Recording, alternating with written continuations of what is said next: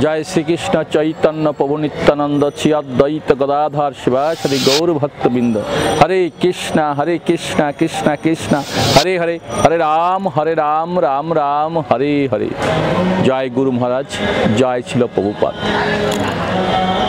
झुलन यात्रा महोत्सवे भगवान श्रीकृष्णेर संगे ललिता सखीर जे झुलन हয়েছিল সেই বিষয়ে আমি বলার চেষ্টা করছি।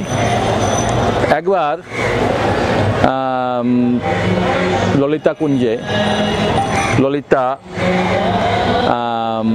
राधारानी राधा कृष्णेर झुलन करार जन्य समस्त प्रत्येक दिन झुलन यात्रा महोत्सवे कुंजे झुलन हतो। राधा कृष्ण आसत एवं सखीरा सबाई सम्मिलित भावे झुलन करतें।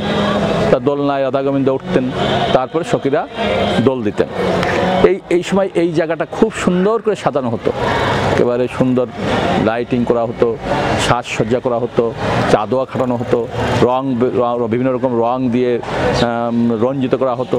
রাধারানী বিভিন্ন সুন্দরভাবে সাজতেন, কৃষ্ণ সুন্দরভাবে সাজতেন, সখীরা সুন্দরভাবে সাজতেন। তা একদিন রাধারানী কুঞ্জে আসবেন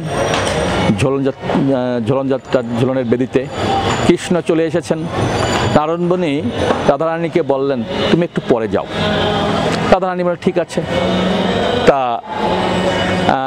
কৃষ্ণ সেখানে উপস্থিত হয়েছেন, কিন্তু রাধারানী আসেননি। রাধারানীর অপেক্ষা করছেন। এমন সময় নারদমুনি সেখানে যে বলছেন, এখানে কি হচ্ছে? কারণ কৃষ্ণ বলছেন এবং সখীরা বলছেন এখানে রাধা কৃষ্ণের ঝুলন যাত্রা মহোৎসব হবে। রাধারানীর আসার জন্য যতক্ষণ না আসে ততক্ষণ আমরা অপেক্ষা করছি। তখন এই সুযোগে নারদমুনি কৃষ্ণকে বললেন, আপনি আমাকে একটা বর দিতে চেয়েছিলেন। সেই বরটা হলো এমন ছিল যে নারদমুনি বিনা বাজাইতে বাজাইতে কৃষ্ণের সামনে এসেছিল এবং কৃষ্ণ মুগ্ধ হয়ে তার বিনা বাজানো শুনছিলেন এবং মুগ্ধ হয়ে বলেছেন, তুমি আমার কাছে বর চাও। তখন নারদমুনিকে বলেছিলেন, এখন আমি চাই না, যখন আমার প্রয়োজন হয় তখন আমি চেয়ে নেব। তখন যখন আজকে দেখছেন রাধারানী নেই ঝুলন মঞ্চে আর কৃষ্ণ আছেন, তখন নারদমুনি বললেন, আমার একটা ইচ্ছা আপনার পূরণ করতে হবে। কৃষ্ণ বললেন, তোমার তো সব ইচ্ছা আমি পূরণ করি, বলো তোমার কি ইচ্ছা? আজকে ললিতা সখীর সঙ্গে আপনার ঝুলন লীলা দেখতে চাই। কৃষ্ণ বলে, ঠিক আছে, কোনো ব্যাপার না। যেহেতু রাধারানী আজকে আসতে দেরি করছেন, তাহলে যতক্ষণ না আসে ততক্ষণ আমি ললিতা সখীর সঙ্গে আমি ঝুলন লীলা করব। তখন ললিতা সখীকে বলছিল, না না, রাধারানী দেখলে খুব রাগ করবে। তখন কৃষ্ণ বলে, না না, ও পরে আসবে, আসলে তারপর তুমি নেমে যেও। তখন কৃষ্ণের সঙ্গে ললিতা সখী ঝুলন করছেন এবং সেই ঝুলনে নারদমুনিও দোল দিচ্ছেন। তো নারদমুনি কয়েকটা দোল দিয়েই নারদমুনি চলে গেছেন রাধারানীর কাছে। যে বলছে রাধারানীকে বলছে, রাধারানী তুমি তো এখানে নিশ্চিন্তায় বসে বসে রয়েছো, সাজুগুজু করছো, কিন্তু দেখো আজকে সেই কৃষ্ণ ললিতা সখীর সঙ্গে ঝুলন লীলা করছে, দোলনায় উঠেছে, তোমাকে আর দরকার নেই কৃষ্ণের। এরকম বললে তুমি যদি না বিশ্বাস করো, যে দেখো রাধারানী বলছে, না না হতেই পারে না, তুমি যদি না বিশ্বাস করো তুমি যাও, যে দেখে আসো। তখন রাধারানী এসে দেখলেন সত্যিই তাই হচ্ছে। কৃষ্ণের পাশে ললিতা সখী বসে আছেন এবং দোল দিচ্ছে সব সখীরা। তখন রাধারানীর খুব রাগ হয়েছে, রাগ হয়ে সমস্ত কিছু